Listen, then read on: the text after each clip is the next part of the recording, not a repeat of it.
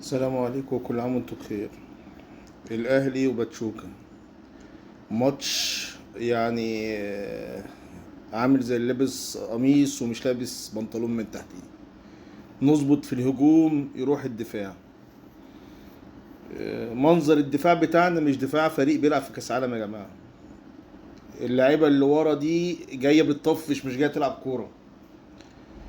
يعني انت كمدافع تركز على كورتك، تبني هجمه، تعمل تأسس لهجمة. أنا شايف إن اللعيبة بتطفش.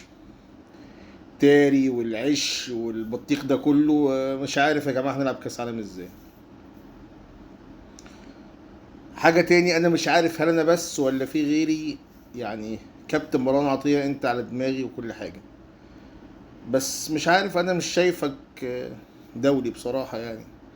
بغض النظر عن كل لعيب جامد ومسمار والقصص دي كلها، ماشي مسمار وعلى راسي وتدق في حيطة و100 حاجة، بس مش مطلوب منك في كرة القدم ان انت تفسد الهجمة بس ده اللي بتعمله، تفسد الهجمة. لكن نطلع طلعة صح، نباصي باصية صح، نشوط شوطة صح، مفيش.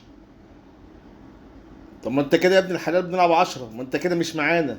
وبعدين انت الموضوع اللي بتعمله في الاتحاد ولا في الجونة، بتعرف تفسد هجمة. مع باتشوكا انت ما بتعرفش تعمل حاجة، بيعدوا من جنبيك مراجيح رايحة جاية وانت قاعد تتفرج عليهم يا كابتن مروان.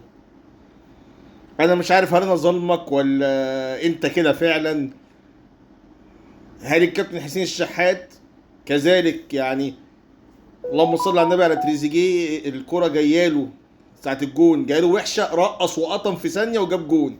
انت يا كابتن حسين رايح بانفراد، وقفت الكرة تحت رجلك، انا مش عارف ليه.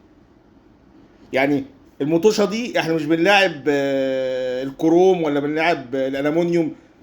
كل 5 دقايق هنروح بهجمة. ده احنا لما بيجي لنا هجمة في الماتش بنقول الحمد لله. فتيجي انت الهجمة اللي بتجي لنا توقفها تحت رجليك. ففي لعيبه يا جماعه في الاهلي على راسي، بس اللعيبه كويسه بس مش طوب الاهلي يعني. اللعيبه يعني لو راح الجونه ولا راح المقصه ولا راح، هيبقى باين وشديد وكل حاجه طوبه. لكن مع جماعه باتشوكا والناس اللي بتجري بال 10 كيلو و12 كيلو ورجلهم زي الصواريخ دي بقى، مش هينفع معاهم مروان عطيه ومش هينفع معاهم حسين الشحات يعني. التيم بتاعنا احنا خلاص، عندك جبت ديانج، ديانج ده ما يقعدش يعني، ديانج ما يقعدش مروان عطيه. كابتن زيزو، تريزيجيه، اشرف بن شرقي تمام، حسين الشحات على راسي، بس ما ينفعش حد منهم يقعد له. طاهر محمد طاهر شرحه. احنا عايزين لعيبه بتجري، لعيبه بتلعب. الله يهديكم.